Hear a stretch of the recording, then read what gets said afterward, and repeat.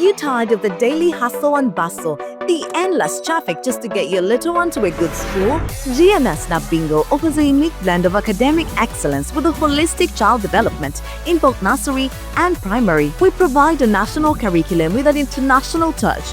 Enroll your child today by visiting our campus along Trinity College, Dabigo Road. GMS Snap Bingo, where every child's potential is a reality. Because we care.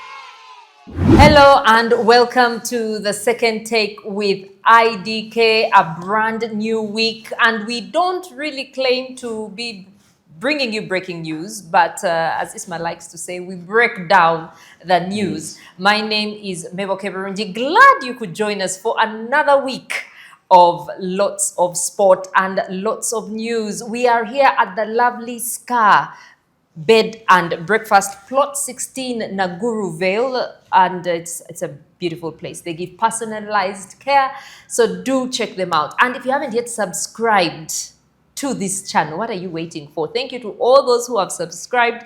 Please share, like, and do let us know your comments. I was reading some. Hello, Isma. Good to see you. Good to see you, Mebo. I hope you're Welcome well, back. by the way. Thank you. I hope you're well. You were unwell. Yeah, last week, slightly better. My health has improved. I also want to welcome you back. I saw you're doing some running with Uganda Wildlife Authority. Yes. I thought you had gone to see the Big Five, then I had to read the caption. No, they had this run in support to educate the children of fallen rangers, because I think some people lose their lives with these rustlers. The people who, poachers. Sorry, not cattle rustlers. Yeah.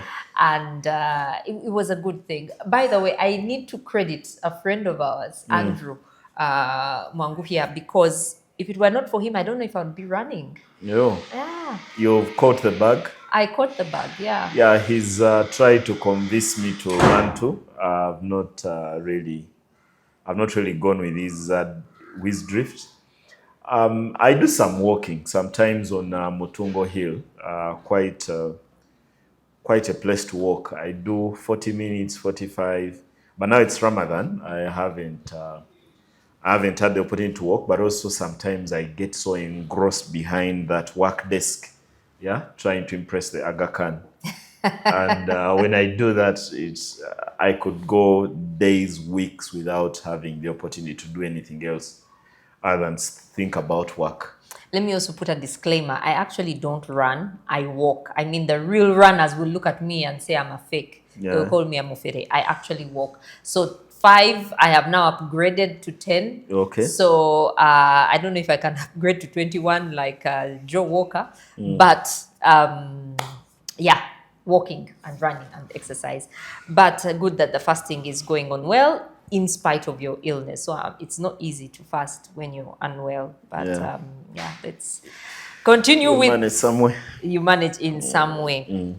So, the Premier League. Let's start from there. What an exciting weekend. I think I was listening and they said that was last weekend was the weekend where they had the most goals, I think, since the season began. Yeah, since the season began. Should have been what? 30, 36, 38. I had somewhere in the 30s.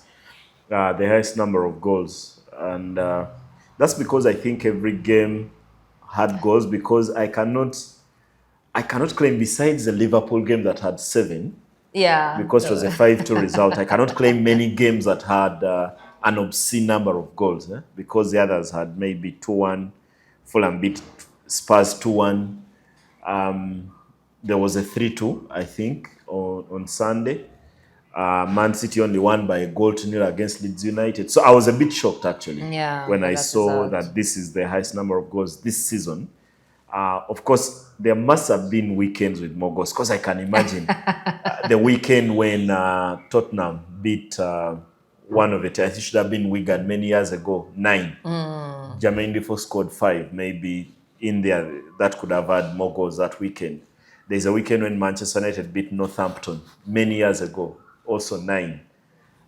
There's a weekend when Liverpool scored an obscene number of goals against United. 7. Okay, that's United. But I was thinking about even more. Was it Southampton? They scored 9, I think, in that one too, because the high-scoring games have 9 goals.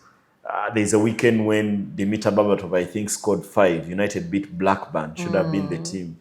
Yeah, so I was a bit shocked to hear that statistic. Yeah, that statistic. That shows that this season the goals have not been many for so many of the weekends, because we are talking about the 30s. Yeah, the 30s. And it's not an obscene number. Maybe it's because the leaders win their games with corner kicks. In fact, I wanted us to talk about that. Yeah. The corner kick thriller weekend. And this is what I came across as I was doing a bit of research for this. Football Statistics Company says that all 3 goals in the match came from corner kicks, making the total number of Premier League corner kicks this season. They are now 138 through the 28th round.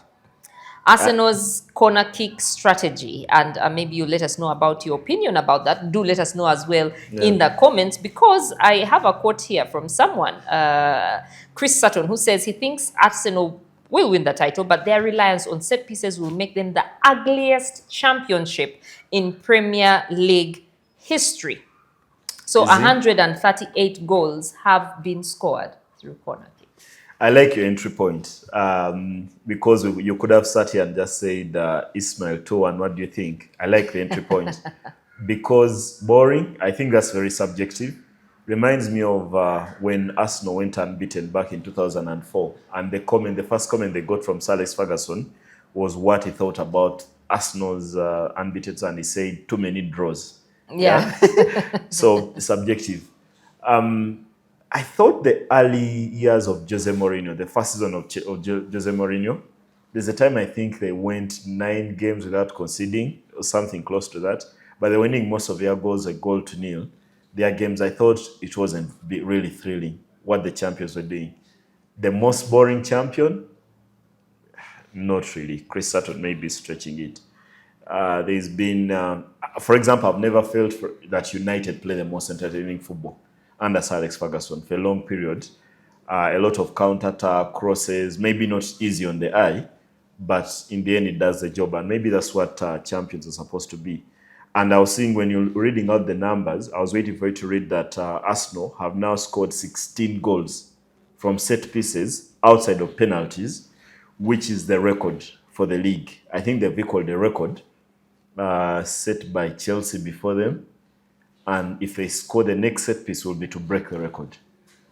But I felt they were greatly challenged by Chelsea in that same area, because Chelsea seemed to have done their homework. And for long periods, Arsenal were getting a taste of their own medicine. In many phases, when Chelsea went up for that set piece, Arsenal were a bit cringy. They were creaking in some areas. And David Raya was getting a taste of his own medicine. The things that Arsenal do to opposing goalkeepers is something that they were facing in this point. But I also like the variation of Arsenal's set piece routine or corner kick routine.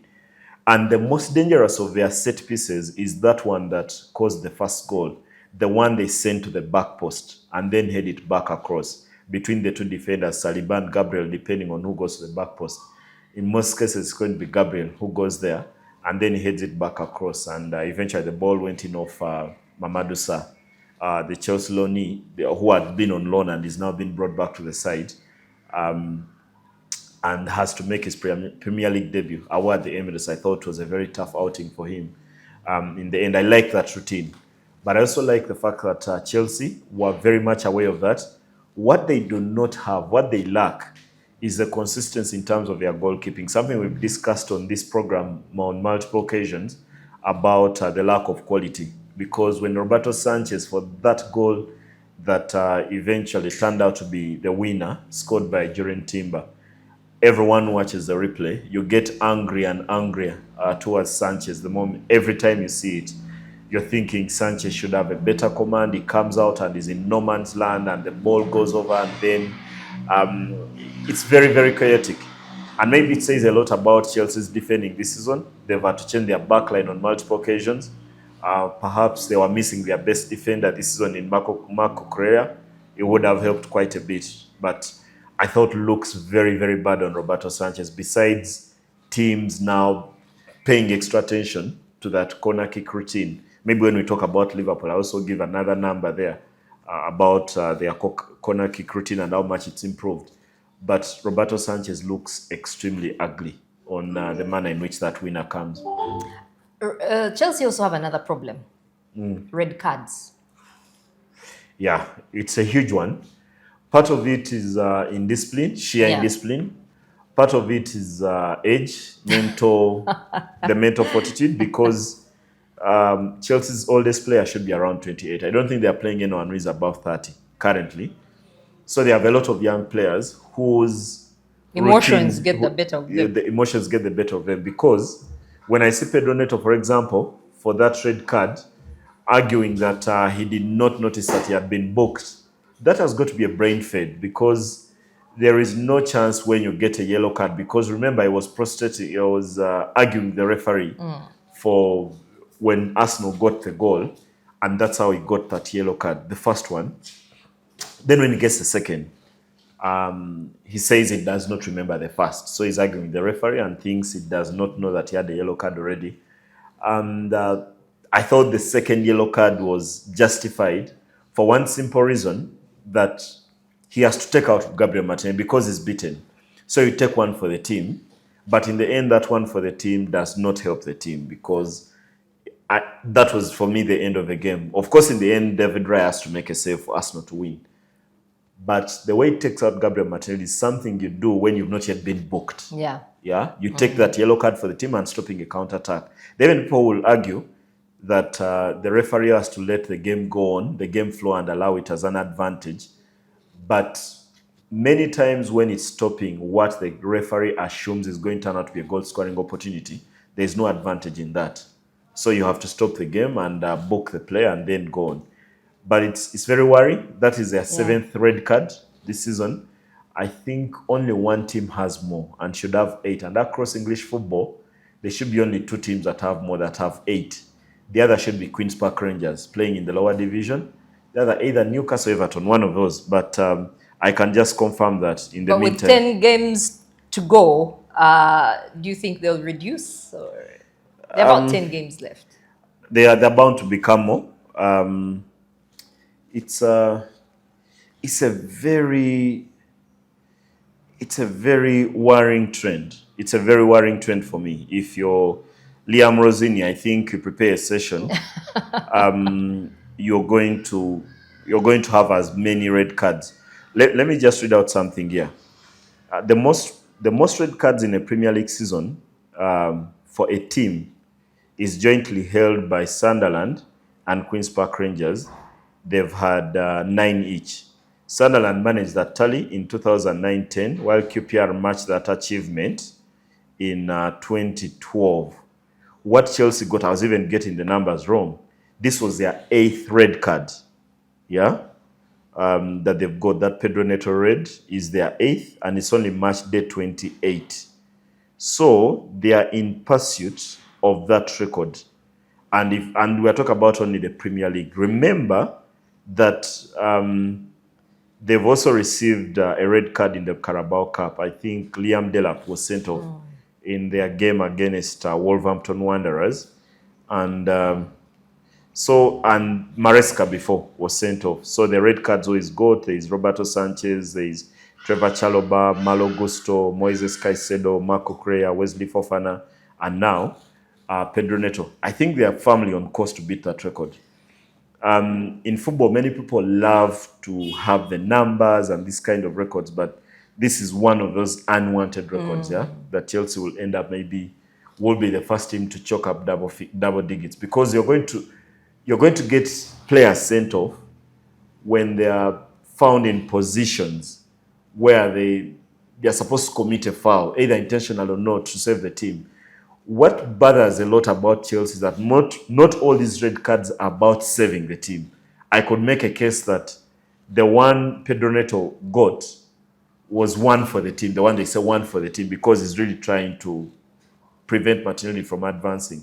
The others maybe not, but for me, sheer indiscipline. Sheer indiscipline. Yeah. Okay, let's talk about corners again. Back to Liverpool. You said you were going to give us some statistics. It was a goal thriller. They had 5 goals, and What what a transformation. When they say a week is a long time in football. And I actually think a week is not even a long time. If you support Bayern Munich, like many people I know do, even 3 minutes is a long time in football. Because in 1999, in the 90th minute, they were winning. By the 93rd minute, they were losing. Now, one of the things to emphasize how week is a long time in football, Liverpool started this one with a weakness from set pieces. I think they had choked up anywhere above 10 goals conceded from that kind of situation. Now, what a turnaround they've had. Their first 3 goals against West Ham all came from set pieces in that 5-2 victory. Now, I was seeing this stat and I saved it on my phone. Since the turn of the year, Liverpool have scored more goals from set pieces, excluding penalties, than any other team. 7 of Liverpool's most recent 9 Premier League games have come from set pieces. These include 5 corners, 1 direct free kick, and 1 throw-in. 1 more than in their 38 games last season. In the entire season when they won the league, they only scored 6 goals from set pieces. Now they've already scored 7 in their last 9 games alone. All 3 of Liverpool's goals in the first half came from set pieces. It actually took anywhere above 17 games for Liverpool to score their first goal from a set piece. I remember it was a Mohamed Salah corner. The kind of transformation that the team has undergone. For me, it's not just the numbers that now they are competing for the top 4, but how are they going to get in the top 4? It's something that Anslot previously has spoken negatively about, and previously said that all teams are scoring the same goal and football is not supposed to be like that, and he thinks they are suffering for it. Now, they've gone back to the training ground. Of course, they've sacked their set-piece coach. I think they got rid of their set-piece coach in January, and then there's this dramatic turnaround. 7 of their last 9 goals have come from that area, so it's become a strength. And one of the things that shocks me about Liverpool, even when they were conceding or not scoring from these set pieces, is that you look at the average size of their team. They're supposed to be a threat from set pieces. Virgil van Dijk, Ibrahima Konate, Ryan Gravenberch, Cody Gakpo, and Hugo Ekitike. We're talking about players who are almost 6'3", 6'4" as an average height. So that is going to be very difficult for so many teams to defend.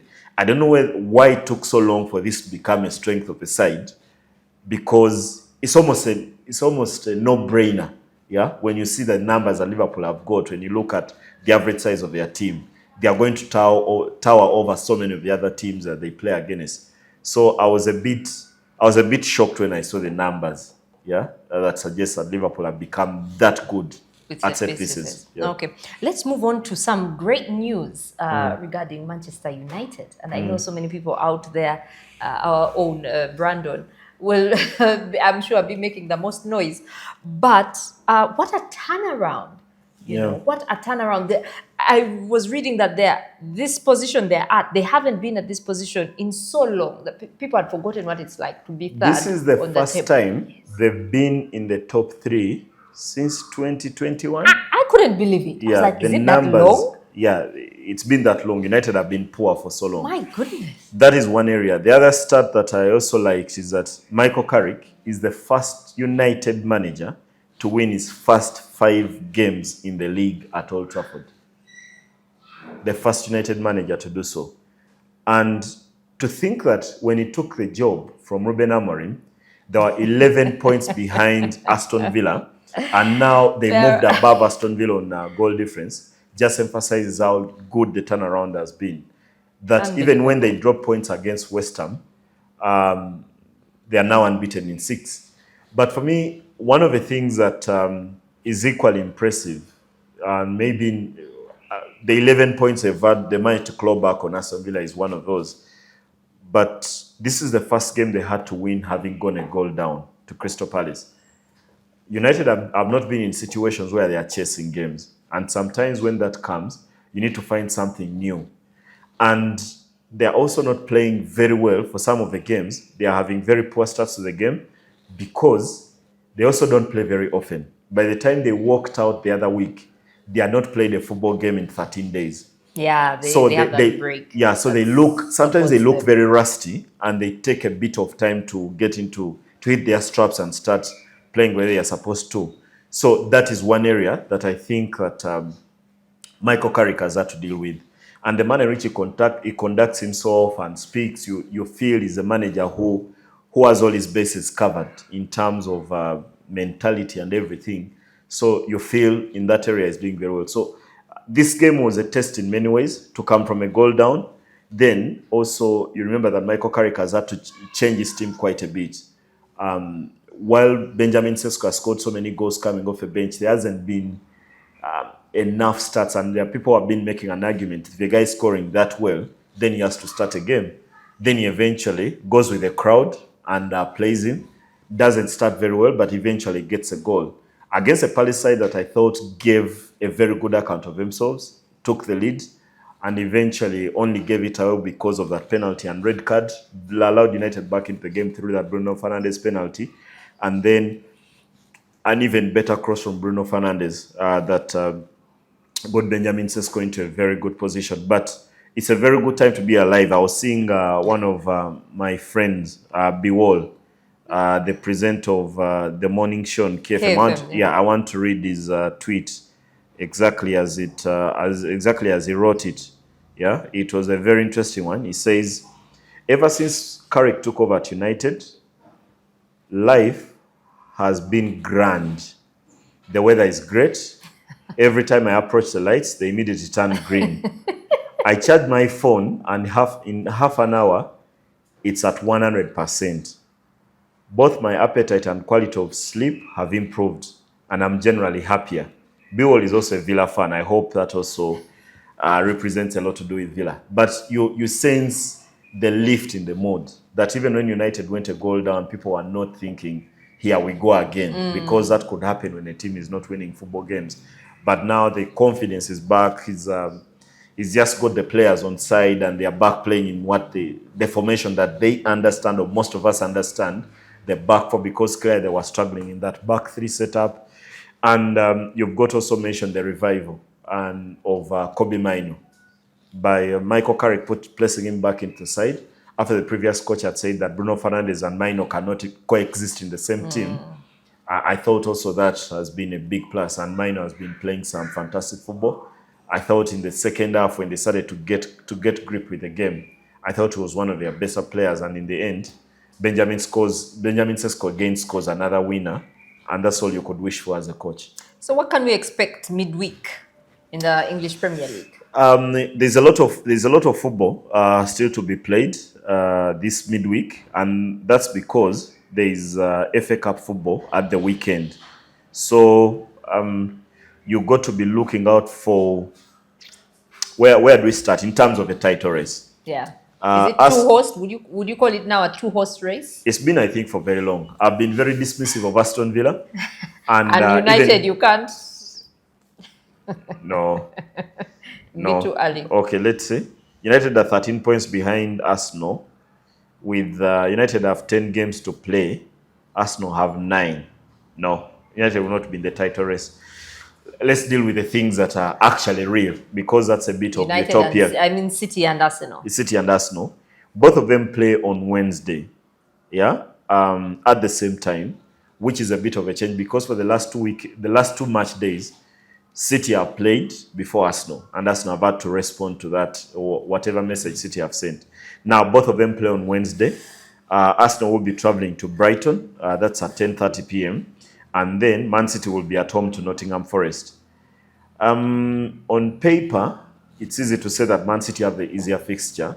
Even if Pep Guardiola has insisted all the time that the teams that are fighting relegation are very tough to play at this point in the season. Nottingham Forest are still in that relegation fight. They lost a very narrow game. And I saw Vitor Pereira was very unhappy about the manner in which they lost a very narrow game to Brighton, at the weekend. So maybe they'll have a bit of a response. I like that they have become slightly better going forward. I thought they were very timid under Sean Dyche, and that's one of the things that Vitor Pereira has improved, and something we saw even when he was coaching Wolves. So that's one area that maybe Nottingham Forest will be challenging Man City. But City being the home side, you think if they want to win the league, they've got to deal with this one. and they did not have Erling Haaland at the weekend. Pep Guardiola saying it was a minor issue, so hopefully he's He'll back be in back the side. Yeah, this but week, midweek. sometimes when they say minor issue, it's about the doctors have not yet prescribed what exactly it is that is dealing with. We hope that he gets back into the side, and that will be a big bonus for Man City. Arsenal at Brighton. Brighton can tend to show up for these ones. One of the areas I do not like about Brighton is how they defend. I think they are very, very poor defensively. So if Arsenal pile a bit of pressure on them, and perhaps I'd love to see someone like Gabriel Martinelli, for all that he lacks, and some of it is game intelligence, decision making, I think his pace would bar a team like Brighton that leave a lot of spaces when they go forward. And that's one area that I think Mikel Arteta can capitalize on. That's in terms of a title race. Then there are those that are fighting for the top 4. The big one is at Villa Park, because Chelsea are visiting Aston Villa. Lately, Aston Villa don't win games of football. I think they've won one of their last 7 or 8 in the league. Chelsea have not won in 3. They had gone on a 6-match unbeaten streak since Liam Rosinia took the job before that defeat at the Emirates. You think for them, then they have to deal with another absence. The other week it was Wesley Fofana, now it's Pedro Neto. So Liam Rosinia has to think without that player. And hopefully, they need to create a bit of chances for João Pedro. I don't think he had a lot to feed on in that game at the Emirates. Maybe if they do that, they have a big opportunity. On the same night, Man United will be on Tyneside. They travel into Northeast where they'll be playing Newcastle. Difficult one, even if Newcastle have gone off the boil quite a bit. They're not playing very well. Of course, they've had that result against Karabag in the Champions League. Scored as many as 9 goals over the 2 legs, but they were beaten at home by Everton. In their previous encounter, a game where we might have seen the save of the season. That save from Jordan Pickford off the shot from Sandro Tonali at the end of the game when Newcastle could have equalized for 3-3. That was very, very important. So United will find a very hungry Newcastle, and we've seen them in recent weeks. I thought they were very competitive in the games they played against Man City in the Carabao Cup.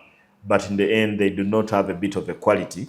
And I'm not very sure whether the transformation of having Anthony Gordon as a false 9 is working perfectly, because now they have Nick Voltamada playing as the number 10 and dropping deep and trying to create link-up play. He's decent with his feet. I'm not very sure of a person of his size, 6'7". That is his best position. There's got to be something that has got to give. But before those two walk out, that is Chelsea, Villa, and Manchester United, who are fighting for the top 4. Liverpool have played a day earlier.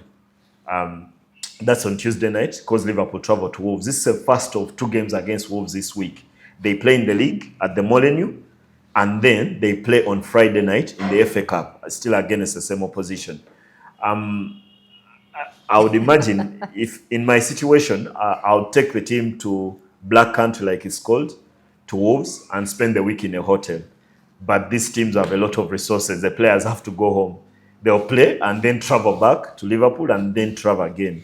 But also their travel is easy. It's easy. And concerned, they are not even in the Middle East, where the world has gone mad over the weekend and this week.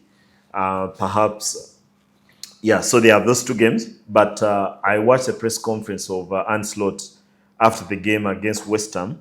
And the one confirmation he had is that Florian Wirtz will not play in either of these games, on the 2 games. And they hope they can get him fit for the other week in the league when Liverpool then will be playing against Tottenham. So that's a bit of what is happening this midweek in England. But now in Uganda, we had Sports Club Villa having their assembly in Kulambiro, so which is a local suburb for those who may not know it. Any takeaways from that? Initially, I was following the assembly in its entirety of one of our colleagues, Peter Tabu. He was doing a good job on his X-handle, telling us what was transpiring in the assembly entirely. And one of those is that Hajomar Mandela, the president of the club, said he had no intentions of returning, but people asked him, literally people forced him to return to the club. That's the reason why he's back. Remember, Villa, when after the exit of then Emmanuel Misaga, the former president, there was a bit of a lacuna that had to be filled, and that's how this one came, Mandela came in. Before that, there had been a fight about how does someone become Villa president, and that is something we've done on this program repeatedly, because Villa were trying to transition from Timio Mugaga, from Patrick Awoya, Franco Mugabe to Mandela, to being a members club, a community club, by registering what they call the Villa Members Trust.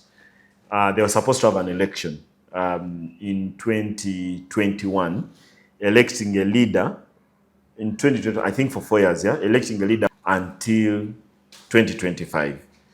Eventually, that election was botched. The one where made at Lubega Segona, the MP for Busiro. One of the Busiros. There are many. The south, north, east, whatever. His is Busiro East. I remember it because I spent part of my formative years in Chengera, and my mom still lives there. So that election was botched. Then eventually there was an election and Mandela became president. So the term of office for this executive then expired. But Villa, besides the executive, they have what they call a board of trustees. These are the people who have been around the club. Some of them like Fred Mwema. No, that one was pushed out there. But that Villa trustees, or the board of trustees, includes a former finance minister, Gerard Sendaula, who has also served as a FUFA president actually before. Is part of that. So the trustees are supposed to organize an election. Now, the election for the president will happen on March 22nd, which is later this month.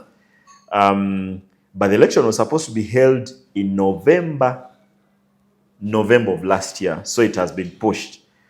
So to be part of this election, the ruling that was made at East High School in Kulambiro is that you have to register and be part of a Villa Members Trust, and that costs you 50,000. So the board has announced, Zera Senda will announce that you will need to be part of that. You'll need that to pay that 50,000. And of course, I've done some very simple math. If Villa do this very well, and they get 10,000 people to register, they would start the season with 500 million shillings. It's clearly the way to go for a club like Villa, community club in speak, but not in practice. Yeah. That if they go down this route, they will be able to generate the kind of revenue, then they do not have to depend on Timia Mugaga. They don't have to depend on him. Of course, the Mugaga is very important. But now that has to change. Now, part of the requirements to become president, and they have not released the entire roadmap, and I saw an argument between Peter Tabu and Hassan Kasinje, the communication person at the club, the former assistant IGP, when it was announced that the Villas Members Trust has announced that everyone wants to stand for president will deposit a non-refundable fee of 100 million shillings. Now I saw Hassan Kasinje saying it was only a proposal. In actual sense, it was adopted. So if you have 100 million and you're part of a Villa Members Trust, find where it's deposited and deposit the money there. And why the club needs the money? Because Mandela had been saying in his speech, things he said that there are people who never wanted him back and some people convinced him. He says that he found the club in debt amounting to 550 million shillings. And they've had to work a way to clear that debt, and that process is still ongoing. The last election, I think the nomination fee was 19.5 million shillings. Now it's 100 million. And that is going to lock many people out. However, the state of where football is... Would it still be Club Yomugaga? No, it wouldn't. But for Villa to transit into a community club, I think they need that Mugaga. They need someone who comes to the club, the rich man, and is willing to use their own money to advance something to make Villa sustainable. Because Villa's major challenge going forward is going to be a home. They do not have a stadium. This is a club that started 51 years ago back in 1975. And that's something they need to work on. But as they do that, those things are not going to happen instantly. Even this transition into a members club is not going to happen instantly. The people will still believe that they are members of Villa, even if they have not paid that 50,000. So at some point, that transition to happen, there has to be someone to pretend it. And the person pretending that must be someone who has their own resources to facilitate the process that will enable the club, let's say, in 10 to 20 years to transition into a fully members club. Because even at the very top, people talk about this thing of club Bantu, but even at the very top, the world's richest club, Real Madrid, the first club to generate $1 billion in revenue in a season, still need Florentino Perez, the biggest construction magnate in Spain, to be the president of a club. Yes, there are people who vote to be who vote in the executive at Real Madrid, but Madrid still needs Perez.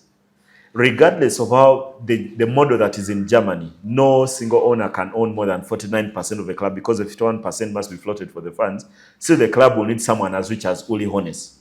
Even clubs that are on the stock exchange like Manchester United still need a Glazer family, a Sir Jim Ratcliffe.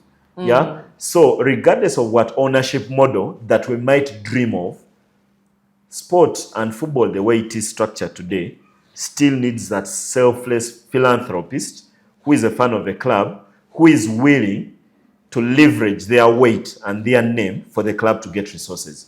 There is writing a letter who sign off is Mebo Kevironji. Yeah? Then there's writing a letter who sign off is Haj Omar Mandela.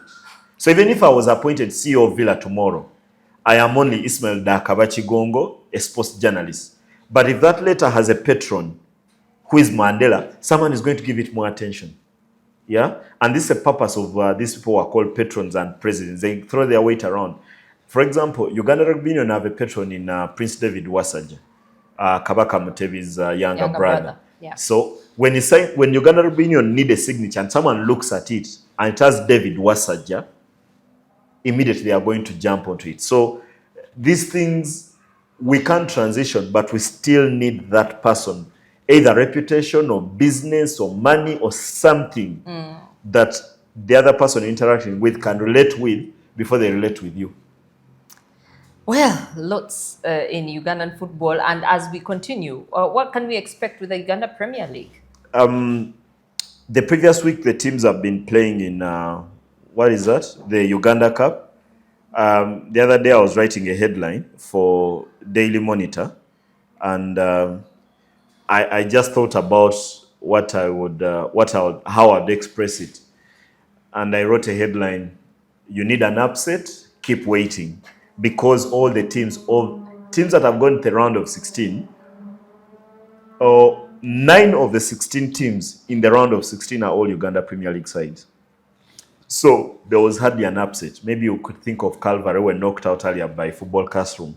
But even the fixtures, the ones that have not advanced, let's say in Tebe UPPC, they were knocked out by Kitara.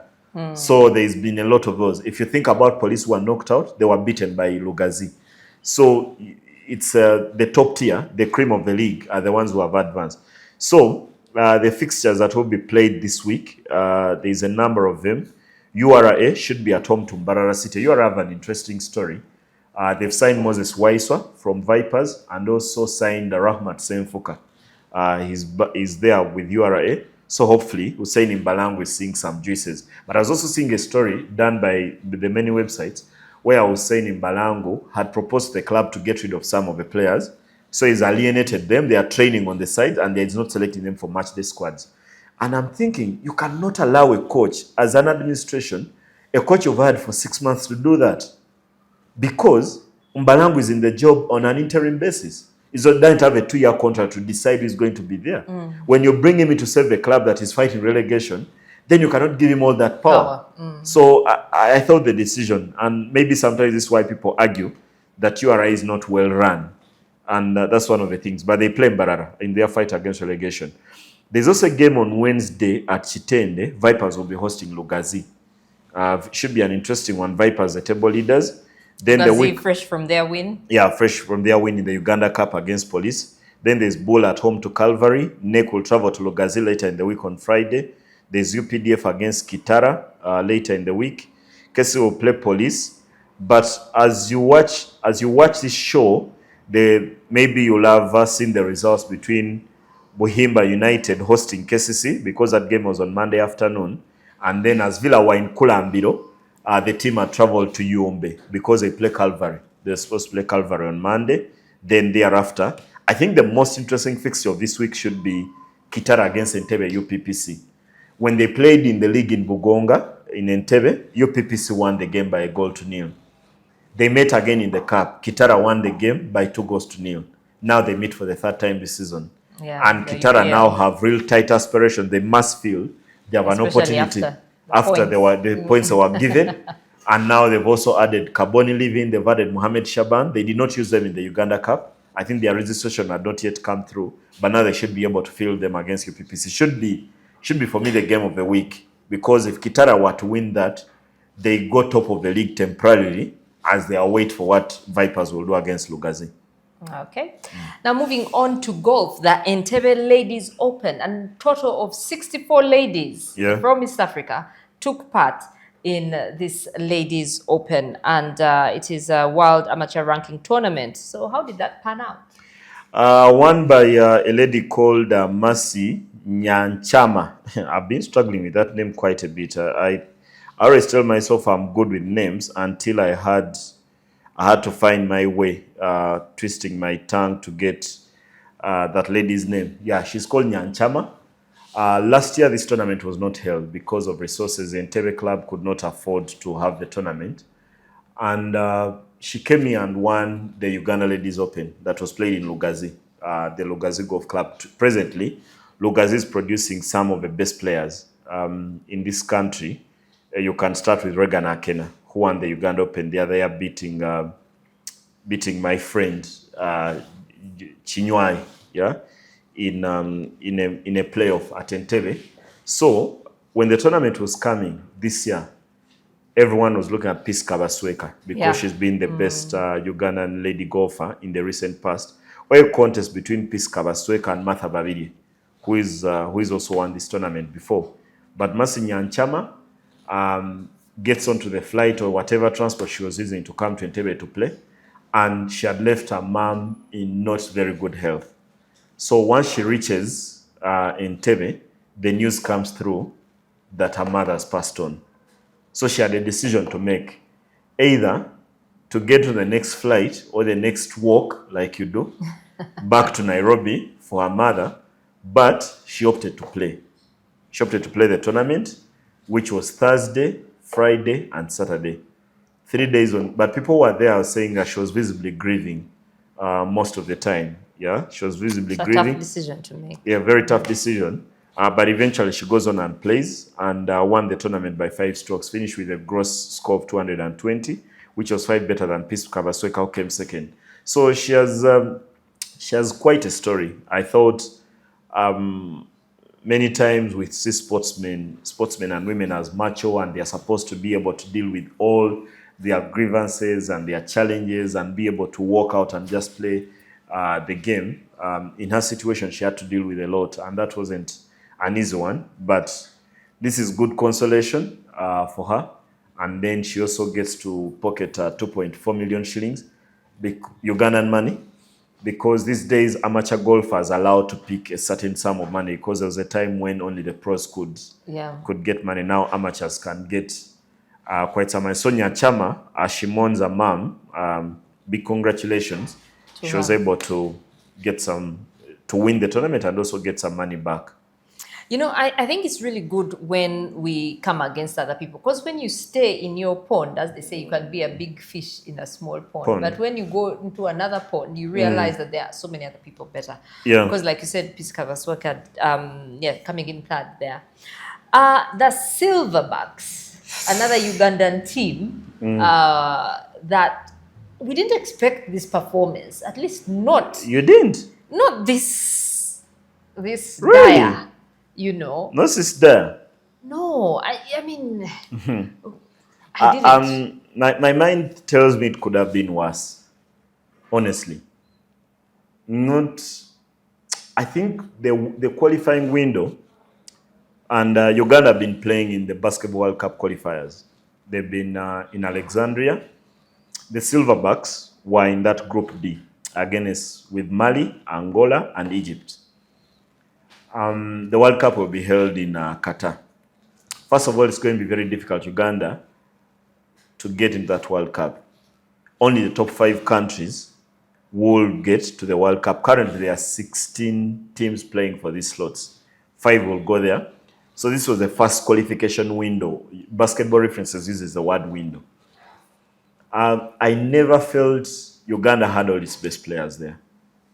Despite having Jonathan Komagum, Dengeu, then the new guy they brought in, Sibande, I don't think they're their best team there. So you had to make do with the players that normally would be left on the bench to do the job. But because the qualification windows come in at a time when players may not be able, especially those that play in the US, may not be able to come around and play. So Uganda lost to Angola in their first game, 68-90. After that, on that night when they lost, I also watched a game between Mali and Egypt. Mali beat Egypt 86-77. And from what I'd seen, from how good Mali had been, I thought Mali were going to wipe the floor with Uganda. Eventually, Uganda competed very well, but Uganda had not recovered. I thought in that game against Angola, Uganda conceded 17 points unreplied. 17 points without reply at the start of the game. And the first of those was a dunk to start the game. And I felt, okay, we are not ready for this. And remember, that being not ready is that the Silverbacks coach who had been appointed, Loho, was not able to travel. So the assistant, Mande Junior, had to take charge of the team in the end.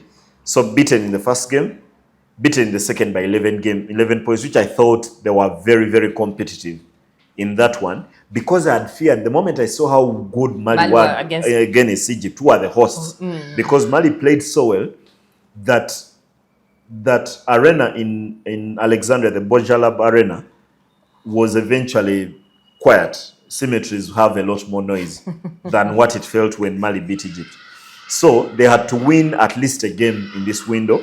Then they were beaten, they were battered on Sunday night or Monday morning, because the game started after midnight, by Egypt, 91-52. And I thought, now that represents dire, the result. But I never felt at any point that they are going to be able to win a game in this window. So, Uganda finished the first qualification window, 3 games, nothing. They have not won a game. So the next qualification window will be in July. And that will be, so they'll play the same team, still Angola, Mali, and Egypt in that order. I've heard of a rumor that warmed my heart, that Uganda is going to try to request to host the next qualification window at the Hoima City Arena. And if they did that, maybe they'll give themselves an opportunity to win some games. I hope the rumor is true. But even if it's not, they are already in very, very big trouble. They are in very, very big trouble, the Silverbacks. I highly doubt now teams are starting to sense that the World Cup is not far away, because after these 2 qualifiers, one that has been played already and the one in July, then the best 3 teams from each group will advance to the next stage.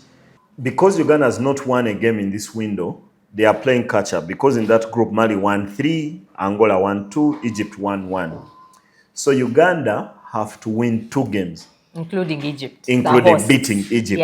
Yeah, in the next qualification window for them to be able to catch up and probably get into those top 3 positions. And it's going to be very, very difficult. Maybe July, normally, teams have their best players. The NBA season normally ends in June. And some players choose to come and play. And consider that it's going to be the last opportunity to qualify for the World Cup.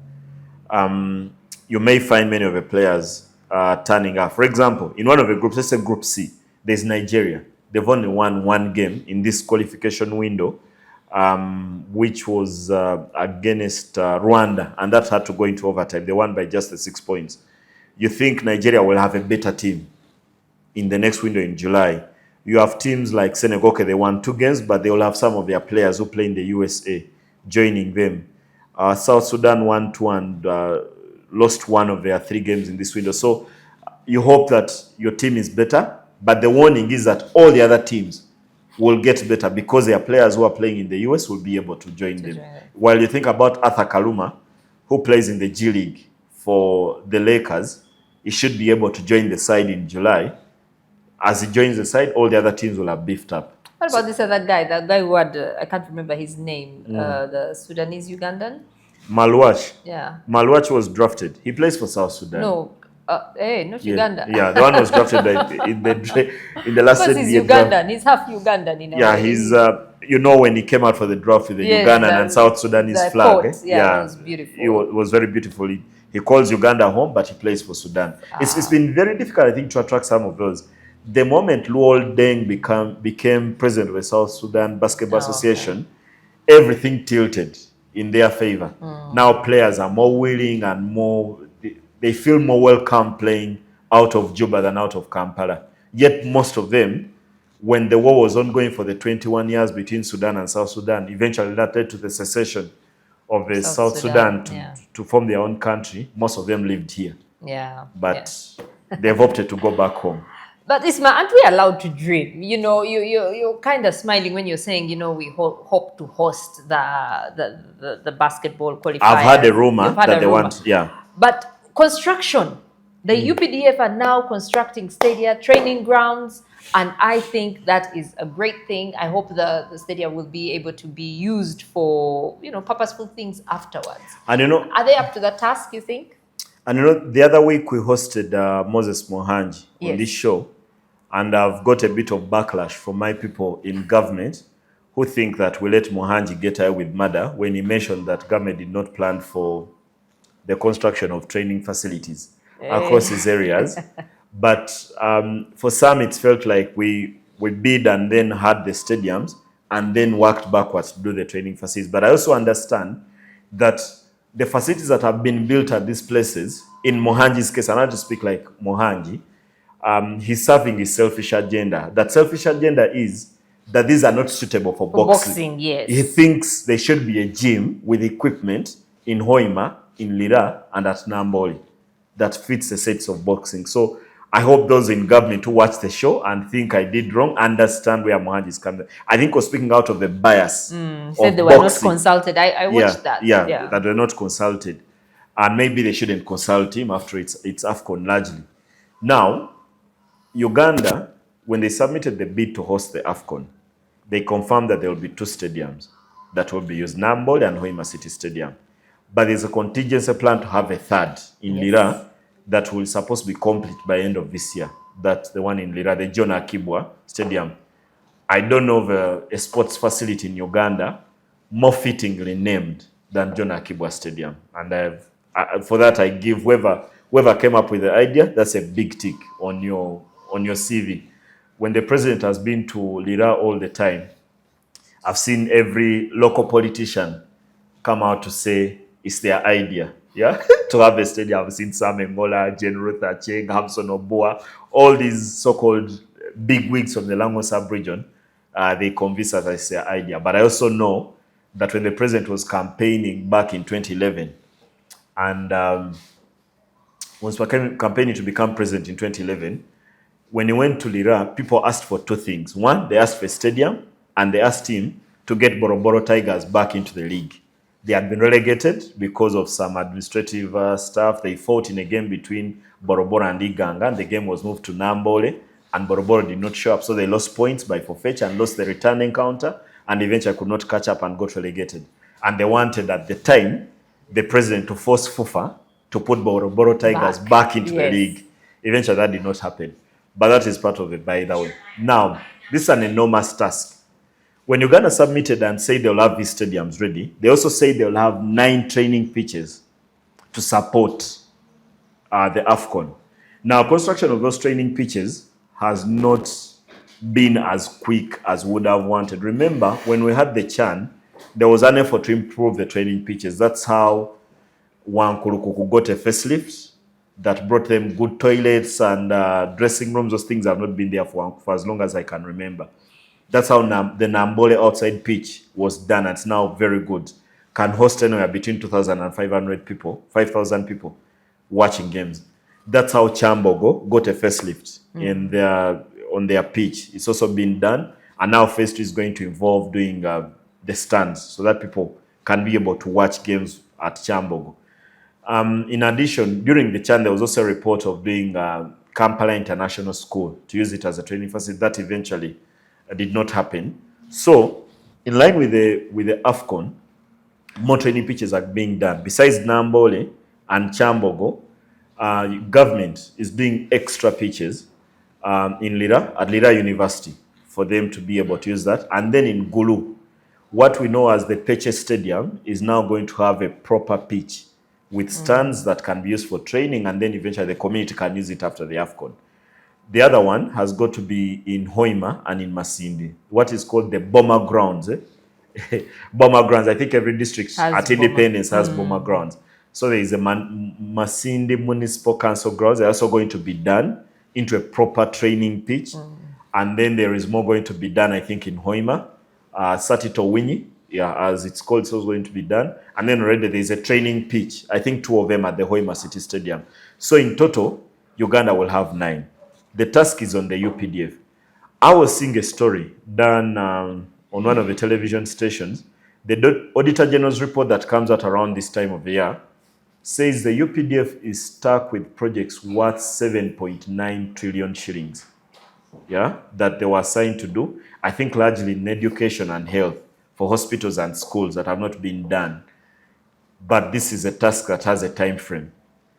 Personally, I think UPDF has a capacity, especially in terms of manpower, and they're supposed to work with the local community in all the places that they go to do these facilities, the same way they did with Namboli, where they were given 97 billion for that first phase of renovation, and they are being given another 248 billion shillings to do the second phase. That is going to tear down the VIP area and the media tribune and the dressing rooms and redo them to CAF standards. It's going to be a task. Why did we get the tax to do it? I am told the training facilities were already, UPDF had already been given these. They only signed the agreement the other week with Makerere and Lira University and all these places where they are going to do these facilities. That is within their capacity. Challenge was always with Nambole. I was told that Suma went to the president and told him they would require 16 months to finish it. But there is no 16 months for the AFCON. Now, eventually, UPDF will take 12 months. I bet they are going to solicit a bit of expertise that they did not have. In the end, many a time I think about when we debate these government projects in many spheres, people look at the process, other look at the result. I'm one of those who looks at the result. What we want, at some point, our debate was always the lack of infrastructure. Now, what we want is the infrastructure. The details of the paper trail, and what happens beneath, I don't think many people are interested. People just want a stadium. So if UPDF say they'll do it within 12 months, you give them the opportunity. Because I'm told of those 10 months are the ones for construction, then the 2 months are for review, to ascertain that if you're told that the wall here will be 3 meters thick, let it not show up and it's 2.9 meters thick. That's the kind of work they'll be doing for those final 2 months. So hopefully, UPDF have the capacity. There is doubts whether they do. And I remember at some point when they're doing Nambole for the 97 billion, the first phase, the former President Moses Magogo went and attacked and said UPDF do not have the expertise. And the expertise and something to do the stadium, he got a backlash. He got quite a backlash. I'm told in very, very high offices, the people who ran the army called him. Everyone called him. And that's, if you remember, about a few days after he made that statement, the Speaker of Parliament, who happens to be a wife, drove to Nambole and gave UPDF a thumbs up. You understand the politics to do with that. So, yeah. I do very much. Well, other people, I hope they could help. Anyway, of course, this is private. Is Chadondo. Over the weekend, we saw a very wet, soggy Chadondo ground, though it was packed. Heathens beating Pirates. Heathens' first victory over Pirates in 5 encounters. The last few games have gone only one-way traffic. Pirates have won all those. I was very skeptical about the weather conditions because the rain that came down on Saturday and the manner in which our infrastructure collapses with 2 minutes of rain can be very, very scary. And Chadondo is one of those that feels the effects because of that big channel on one of the goalposts that does not drain the water very effectively. I thought they did a very good job in trying to drain the water and eventually to have a game that brought together probably the biggest crowd of the season so far at Chadondo, and also had delegates who had been at Kabira Country Club for that Rugby Africa meeting that eventually selected the Uganda Rugby Union president, Godin Kayangwe, to join the Rugby Africa Executive Committee for the very first time.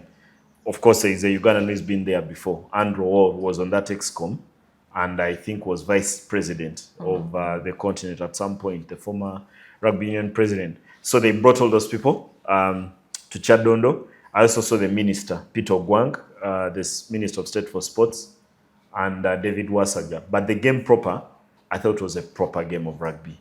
Very expansive from both sides. In the end, Heathens won by 4, 30-26, but it was a proper game of rugby. The try that Alex Aturinda scored, Heathen for Pirates, and the manner in which Heathens fought back, because there's been doubts about them. They were beaten by Impis. They have a new coach in Tolbert Onyango, and there's so many things that have changed around the structure of Heathens.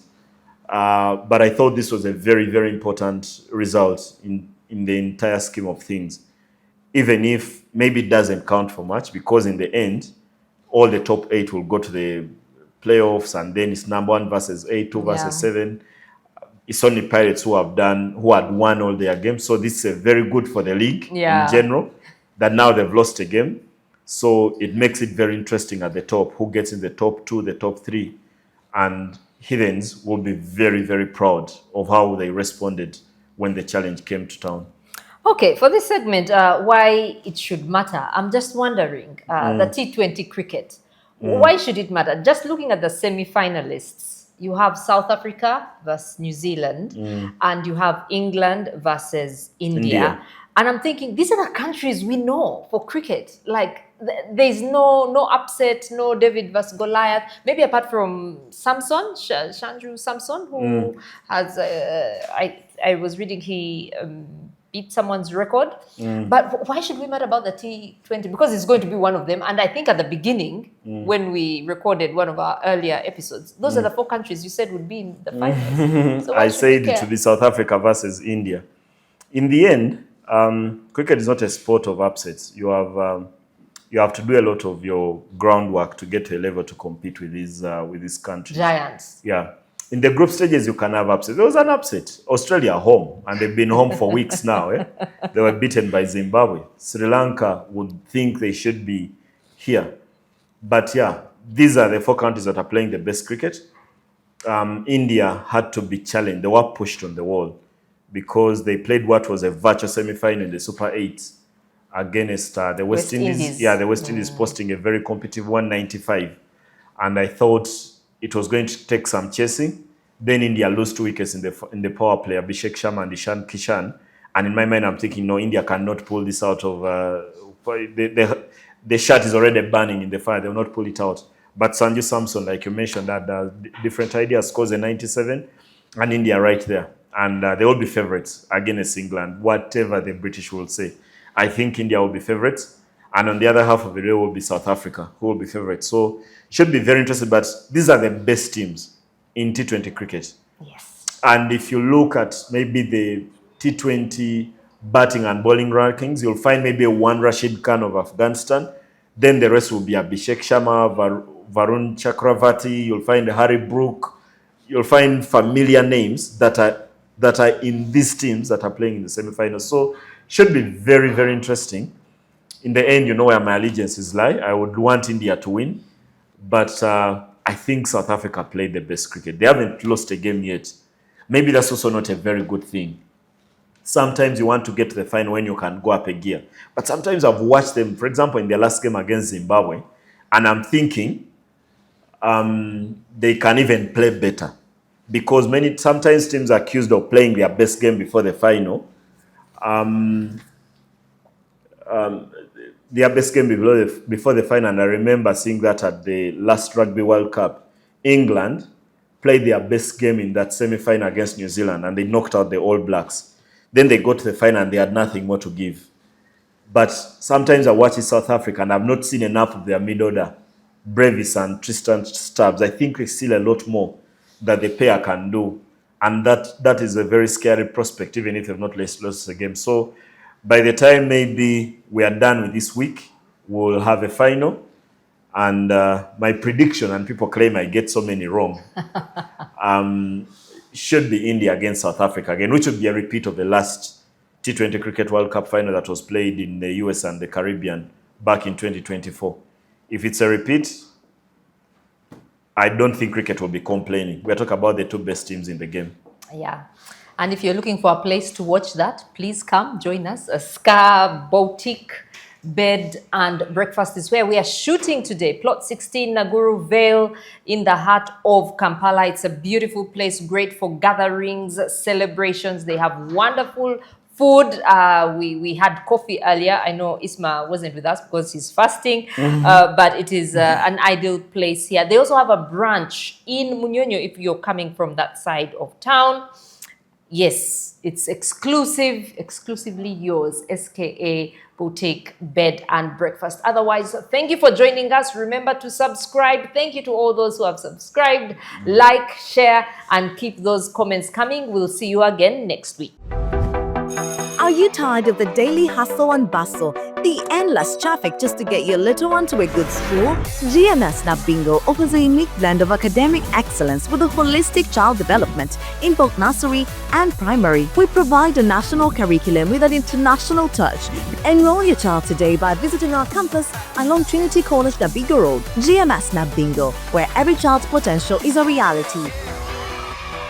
Because we care.